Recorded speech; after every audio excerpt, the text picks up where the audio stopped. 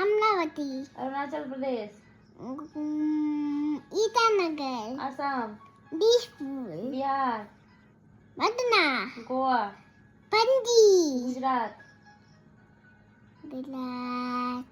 Gujarat, Gandhinagar, Jharkhand, Ranchi, Madhya Pradesh, Bhopal, Manipur, Imphal, Punjab, Chandigarh, Rajasthan, Jaipur, Sikkim, Gangtok, waste Bengal, Kolkata, उसके बाद से तमिलनाडु,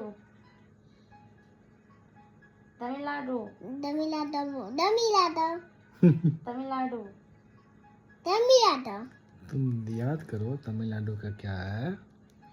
चेन्नई, चेन्नई, तेलंगाना, तेलंगाना, हैदराबाद, हैदराबाद, तुम है दाना त्रिपुरा, त्रिपुरा, हैदराबाद, त्रिपुरा, अगरतला, अगरतला, उत्तराखंड, देहरादून, अगरतली, अच्छा चल, वाह।